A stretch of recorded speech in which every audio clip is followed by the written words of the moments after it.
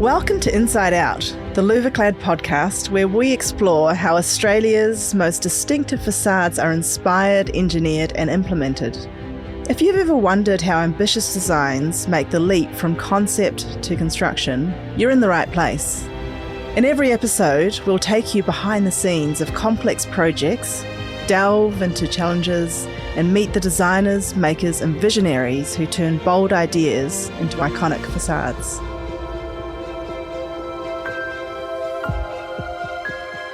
Welcome to the Louverclad Inside Out podcast. Today, we have a very special guest joining us in the studio, an SME in the space of building envelope design, Derek Bruce. Derek's career spans over 4 decades, taking him from the factory floor in Sydney to leading some of the most iconic facade projects across the globe. So Derek, welcome to the show. Thank you, Dava. Thank you for having me. Let's start at the beginning. You started your career back in 1983, I believe, in Couples in Sydney? Yes. And since then, you've progressed through design, engineering, executive leadership. So what first drew you into the industry and how did those early days really shape your approach today? I had a very interesting start. After leaving school, I enrolled in a course in Sydney TAFE, the Sydney School of Mechanical Engineering. It was a Cert 4. I always wanted to do something in mechanical engineering, something because I loved engines and I just thought they were fantastic. When I was a kid, I used to do a lot of things with lawnmower motors and that sort of stuff. So I did some, I wanted to enroll in something like that. So I enrolled in this course. I also was lucky enough to find a job doing air conditioning engineering. After doing the air conditioning engineering for about 6 months, I was unlucky that I lost my job. I got retrenched. I was still studying. I needed to find work. I just so happened in those days there was the newspaper. So, you would flip through and have a look and see what jobs there were.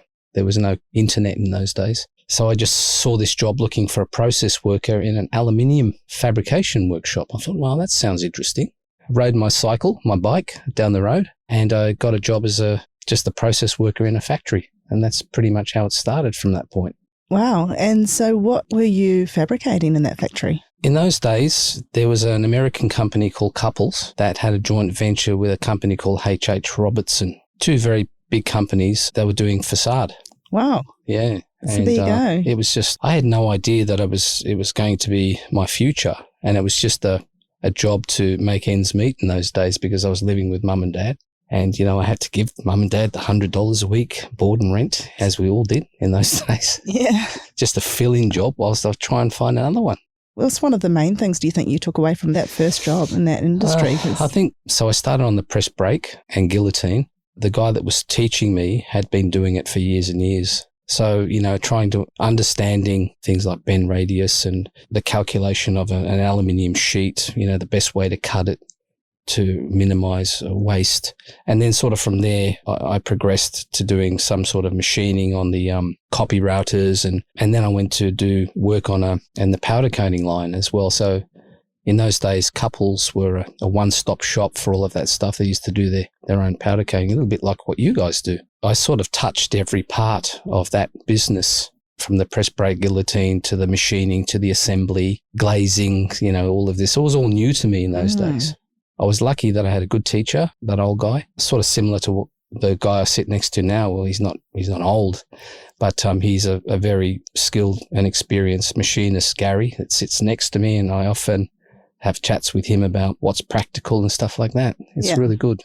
You've since gone on to work on some truly globally recognised projects. So it really is interesting that you've started there and you've really been able to see all of the, kind of mechanical, physical, how things are put together and where you've gone to. So what are some of the biggest technical and logistical challenges involved in delivering facade systems at this much larger scale? Moving from the factory floor to the next stage of my life was really the bridge. One afternoon, I was filling in a holiday application. The secretary noticed how neat my writing was. I forgot to tell you that when I was working as an air conditioning trainee, the guy that was my boss in those days was fanatical about vertical printing. So we had no AutoCAD or anything in 3D. So it was all done by the drawing board. So what I would do is he would make me do a page of printing every single day. And if it wasn't to his standard, architectural style, he would send me back and say, do it again and do it again and do it again. So after a few weeks, my printing became very good. When I filled out this holiday application, when I got this job as a factory process worker, the secretary said, as I said, wow, your printing's really good, Derek. How come it's so neat? I said, well, I was studying mechanical engineering and I was working for this air conditioning company and I lost my job. I decided to find a fill-in job and that's why I'm here. She said, well, you know what, Derek? She said, there's a job going in the drawing office. Are you interested to apply? And I said, yes, I sure am. So that was the break I got. The key with this is the lesson is that even though something was very difficult, that printing, and I thought it was mundane and stupid, it actually led me into the biggest break I ever had, and that was the facade. So I went into the drawing office, the design office, and I did lots of stuff, years and years doing fab drawings. What I knew from doing all the fabrication in the workshop, I brought that knowledge into the drawing office where I was doing fab drawings. I was very familiar with what the machine can do and the limitations of the machine and what was practical to put down on a fab drawing, because a lot of the times people just don't have that touch with the factory and what a machine can do. After doing all of these things and doing design, so fabrication, I moved into the design side, and that was really interesting because you bring the factory side, then the fabrication side, and then you can take all of that knowledge and put it into design. What's practical? That led me to, the next part of my life, which was the designing and testing of the facades and all that sort of stuff, So the biggest change I had was moving on to a company called Permasteelisa. That was where I really learnt everything. I learnt about the principles of a facade, about things like pressure equalization, about drain joint principle, about machining tolerances and everything that goes with a facade, how to design it. And I was lucky enough to walk in through the doors of Permasteelisa, met by Lucio Mafasanti, who was the GM at that time. Permasteelisa was two companies, Permasteel, Isa, and they basically merged, it would be in the late 80s. Permasteel was the one that did the windows for the Opera House. Oh, right. Pretty fantastic company. And Isa Spa was the company from Italy. And Lucio was sent to run this company when it merged. Applied for this job. He said, Derek Bruce, yes? I said, a little Italian guy, with a bit of a moustache and a little bit of a goatee. He didn't say much. He just had a piece of paper and a pencil. And he said, draw a stack joint. So I drew a stack joint. He said, right, now draw a mullion coupling. I said, oh, okay, I'll draw a mullion coupling. I made sure that, when you draw the stack joint, you ensure that your screw flutes, centerline screw flutes line up with the mullion. You have to turn the mullion sideways so that it all lines up. You have the front and the back. He said, right, now show me a bracket. So I drew a bracket and he said, okay, you have the job. We'll be in touch. That was it. That was your interview? Yes. Fantastic. It was simple in those days, yeah? It's all about drawing, isn't it? It comes back to that simple thing and just, can you actually visualize and think in 3D and actually put that on paper? Yeah. It seems to be a common, that is what is important in the end, isn't it? Such a skilled operator as Lucio, if you have it, you can sense you've got it. Yeah. And I use that kind of philosophy, even when I moved on to the bigger jobs that I've done, and I've recruited lots and lots of people in my life. And you can sort of sense, if someone really has it or if they don't.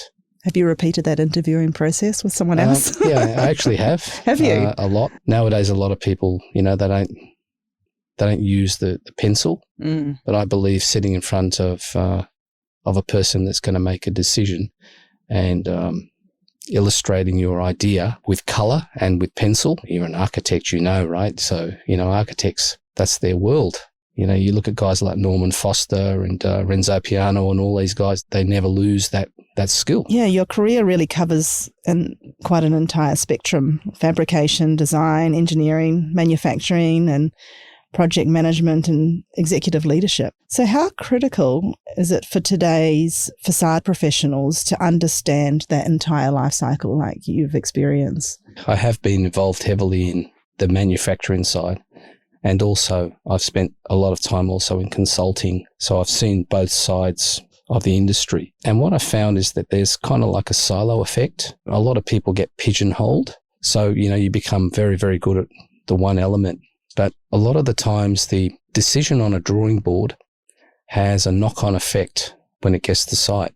Having knowledge of all of the steps that I pointed out before, it gives you an advantage when you're sitting down with a client, whether it be a builder or an end user or a consultant, and you can guide them because you can say that, well, there is this, so you have an image in your head of what you want a facade to look like. A lot of the times QSs don't have that feel. They give an end user a cost per square meter, which is usually always under. Sometimes it's over, but so I can actually estimate the cost of a facade as well. I've spent a lot of time when I was with Permasteelisa right throughout Southeast Asia and Greater China with estimation teams. So when I was with Permasteelisa, I was also sort of leading that side of it. The silo effect is a big problem in the industry, but there are people who have knowledge of the full spectrum, and that's where I believe I have a very good advantage over the competition. Yeah, I 100% agree with that. I often think some of, draftees sometimes just get stuck behind the screen a lot these days and don't manage to get to site maybe enough. And the more you can see things in real life and understand how things put together, it really helps with that detailing in the end, doesn't it? Yeah. So you founded Reem Emirates Aluminum and grew it into one of the Middle East leading facade companies with over 1,000 staff and integrated manufacturing operations. What were the biggest lessons you took away from building a business of that size from the ground up? Yeah, that's probably the pinnacle of my career. In early 2000, Permasteelisa sent me to the Middle East as the man on the ground. In those days, the building boom, it wasn't there yet. Let's say it was just about to boil over. I fell in love with the Middle East, especially Dubai, and was lucky enough to represent Permasteelisa as the man on the ground. Ended up spending 10 years there. Anyway, one day I received a phone call from the Royal Group. They asked if I'd come for an interview. I didn't know who the Royal Group was. So I went for an interview to Abu Dhabi, which was about an hour and a half drive down the Sheikh Zayed Road. So I walked into this showroom that was on Reem Island. There was a huge model of the island, and there were some coloured buildings in the foreground, 14 towers and a retail podium and a marina. So I walked in and I introduced myself. Sheikh Tanoon was there. He was the son of Sheikh Zayed, and he was the developer. He has a development wing to his business. He said, well, this is my project, 14 towers. I want you to set up a company that can build all of this. So it was just me. I said, oh, okay, I can do that. And that's pretty much how it started. Had he heard about you or been recommended? I was headhunted. When I received the phone call, I was in the mock-up chamber in Dubai doing a test for another company that I was with. I thought it was kind of very strange to receive a phone call from the Royal Group. They headhunted me, so I got the job, and that's when everything changed for me. It was like, I've got to understand the scale of the magnitude of this task. So you imagine building 14 towers and a retail podium with nobody beside me. I had a very simple formula. I knew how to build facades, and I knew that I needed some quick way of doing it. I went back to principles of Henry Ford and created a conveyor line that was about 50 meters long. So the conveyor, I had 4 conveyors in the factory. So I built a factory on 80,000 square meters of land. The fabrication workshop was about 20,000. Then I built a glass factory, glass processing factory, and a cladding factory. So the formula I had was 100 panels per line per day. And there were 4 lines. So all of my financial modeling was based on that. It allowed me to start one line up, and then I recruited a core group. I had to fly to Nepal. I went to Philippines, went to Thailand.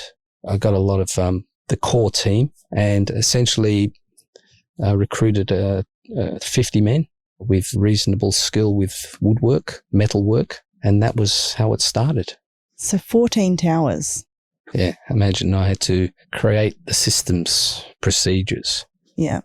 All of these things, the quality control. In the time that I was there, I had to recruit staff, technical staff, project management.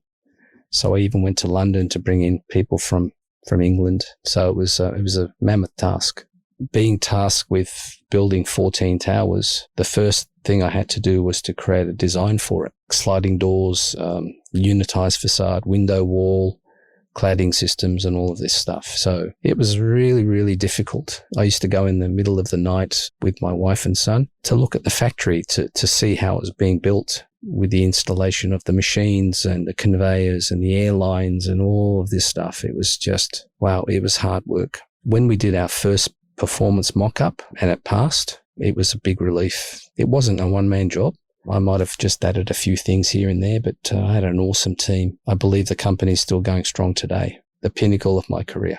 After 10 years of the Middle East and having my son going to expat schools, we decided to return back to Australia. So I had to learn about Australia again. So I drove around Australia for 6 months in a motorhome with my son and my wife. It was just really, really fantastic trip, and it just gave us a very good understanding of what Australia was again. Beautiful. Yeah, I definitely need to do that at some stage. That's for sure. It's the best So holiday. much to see. It's a huge country, isn't it? Yeah, it's just the bonding with my son, and it was just great, with my wife, that we had the opportunity to do this and to see this unreal country. How old was your son at the time? He was about 10. Oh, yeah. Wow. Yeah, that's a great age actually, isn't it? Probably to do that. I was his teacher, so he was homeschooled. We went to a lot of areas, obviously, but we fell in love with Queensland, the Sunshine Coast in particular. The Gold Coast is fantastic, but it's too busy. So we just settled in Sunshine Coast. It is a pretty beautiful spot. Yes, it is. So you often describe the facade as one of the most critical and expensive elements of a building from both a technical and commercial standpoint. Why is getting the building envelope right so absolutely essential? When you look at the cost of a facade, it can depend on the architectural intent, There are some very complex buildings, very complex facades, and some very simple facades, usually 10%, 15%, 20%, depending on complexity of the cost of the building. So it's really essential that you get the design right. Usually where I start, once I understand what the architect's intent is, I have to see the wind loads. What I usually do is I get the wind tunnel testing. I don't just simply take the highest wind load. I rationalize it, because if you just take the highest wind load and you adopt that across the board with all of your facade, then what happens is you over-design elements that have a lower wind load. Whenever there is a project, the first thing I do is I go to the wind load, the data, and have a look at the wind load and the pressures on the facade. Once you understand the loads, then you can design the system that will perform. And any areas that are above your average design, we call them hotspots. You usually put a kicker bracket or, extra stiffening in the mullion, or you make some sort of adjustment there. Your building has to be weathertight, airtight. It has to perform structurally. You have to be able to satisfy the architect's intent. Watch out for cost. The thing is that you've got to be able to try and do some value engineering without cutting cost. So a lot of it comes back to smart engineering. For example, architects like to put stack joints right down on the slab. But what happens is if you raise the stack joint, which is the coupling element for the horizontal, because everything's modular, I think modular, vertical and horizontal. If you can raise your stack joint to a position that's around 500 or 600 millimeters above the slab level, it dramatically affects your deflection in your mullion.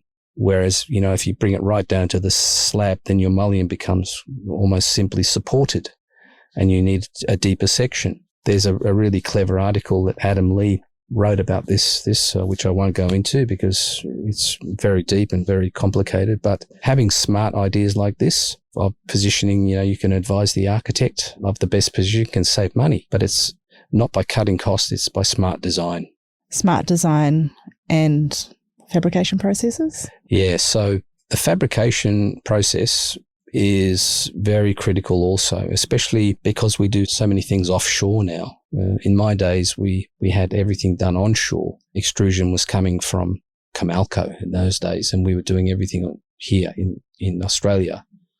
But now we have to be smart because we've got to ship everything in containers. So module width, module height, and how we pack the thing is so critical because that has such a big impact on the cost of your shipping. When you do your design, You have to look at what the architect wants. For example, you could have a panel that's 1,500 wide by 4.2 meters long. You have to be mindful of how that fits onto a pallet when it goes into the container, because you've got a lot of wasted space around it. So again, it comes back to understanding many things in the fabrication and packing side of it. Stillage design is another thing, How are they going to take it out? How are you going to de-stuff a container and put it on a stillage so that they can lift it up? Stillages are, $1,500 to $2,000 a stillage. A lot of the projects, you don't use them anymore. There's a lot of thinking that goes into it. Yeah. Your highly regarded expertise in value engineering and risk mitigation, what are the most common mistakes you see in facade procurement or design, and how can projects avoid them? I guess does that come back down to just what you've spoken about, really? Yeah, It's really thinking about all of those different processes and how. Yeah. You can't pigeonhole your thinking. You've got to think about all of these things. I'm lucky now that I have a pretty good knack on 2D CAD. So I do a concept sketch and then I take it over to CAD. I've got a great 3D team that can visualize this for me, which I've found to be invaluable. I've got a good costing understanding. So I do a panel analysis. I know the weights of my profiles that I bring over from the design. So everything that I've spoken about before, it culminates. It can't be looked at as a singular item. It's got to be, you have to think about all of these things as you're doing it. I think this generation, with speed, especially with things like Chat GPT and all of these AI tools, I'm finding that a lot of this precious skill that people of my vintage is going to be lost soon. That's why I believe that it's critical that this knowledge is passed on. Yes. Before it's gone. The industry is moving fast. We've got sustainability targets and digital modelling, prefabrication, new standards. What do you see shaping the future of facade engineering over the next 10 years? Every facade has a generation 1, generation 2, generation 3. So when I started in the industry, there was a lot of stick system. Then it flowed on to unitized system. Everyone was doing unitized. The next thing is the energy efficiency, active systems, interactive systems. There's a big push also for carbon, low carbon production. I mean, that's a small thing, but I think the way the things are going to move in the next 10 years, keeping in mind that I'm 64 years old now, and in the next 10 years, I'll be 74.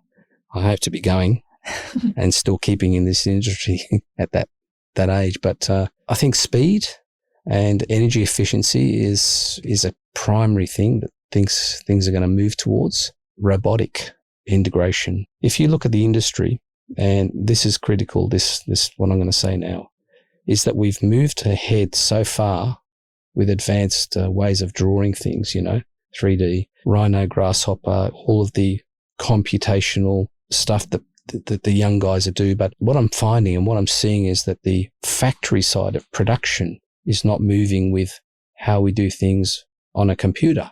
I was lucky enough to do an MBA a few years back, and one of my papers was robotic assembly line process.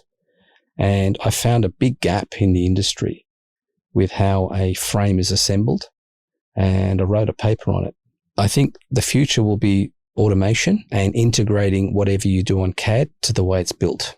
If you could give one piece of advice to your younger self starting out way back, on that factory floor, or a young guy or girl that's really interested in getting into this kind of industry, what would you say to them? I'd say try and find an old guy like me who's willing to teach. Stick with him, stick near him, learn from him. I found that if you have a younger person who is very smart with the new tools, for example, I was lucky enough to work with a guy who was an expert at Rhino and Grasshopper, computational designer. Him and I worked on a big project in Queen's Wharf. He would take my sketches and my 2D drawings, and he would do his thing with Rhino Grasshopper, and he's right into coding and stuff.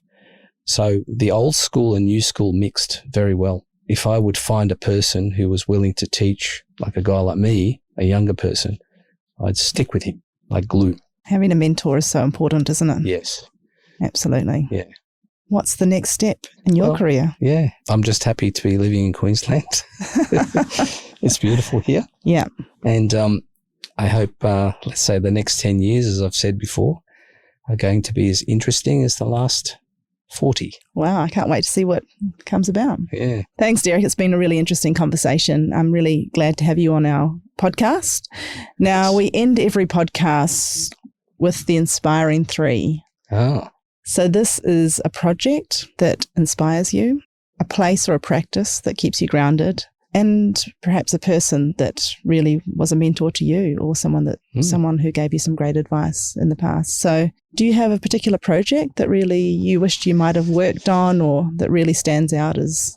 I was lucky enough to be sent over to South Korea to lead, let's say, as the core design expert for Permasteelisa on a project called Lotte World Tower, which was 600 metres tall. This particular project, after doing some core design on the main facade, I was also asked to help on the blast enhanced facade. I've never done anything with blast before. I know a thing or two about facade design. I work with a guy, his name's Colin, who was a blast expert.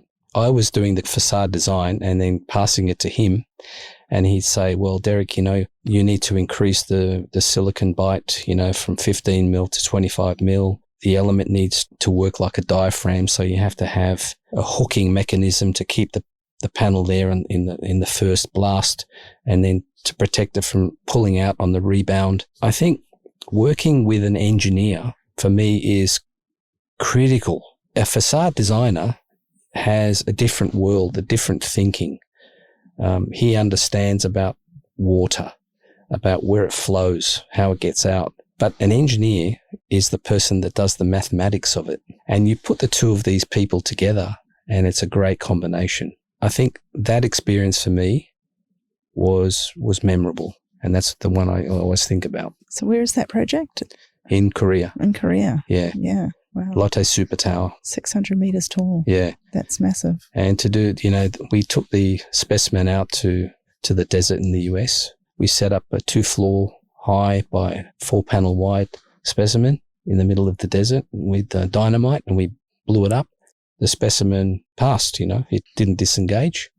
The glass broke, obviously, because of you've got your blast wave and then you've got your debris field. So it went in and popped out, but it stayed in place. Watching that in the video and having a look at the blast wave and the milliseconds, how long does it takes to get to the facade, and thinking that, I was part of that, it was something I've never ever done.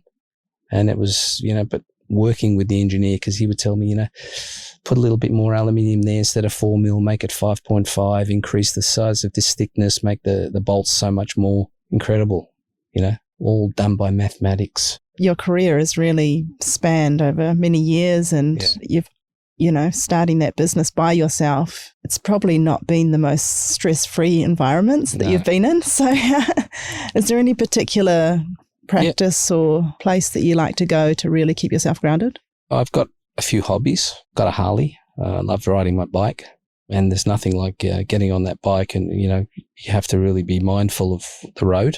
My comfort place has to be when I'm playing my bass guitar and playing in bands. When I learn the songs, I totally switch off anything else except that music and that song. So I've been playing bass guitar, since the age of 13. My dad was a trumpet player. That's where I go pretty much every day for about an hour. Get on my bass guitar, even here in the hotel. I've got brought with me. Really? Yeah. That is dedicated. Yeah. Every day I do some 1 hour, 2 hours some days of practice. Yeah, having that practice mindset, I think, is quite important. Yeah. Well, thank you so much, Derek. It's been great having you here, and really interesting learning about your journey. Yeah, learned a lot. For more insights and resources, please head to louvreclad.com. If you enjoyed the show, don't forget to hit follow. Please join us next time.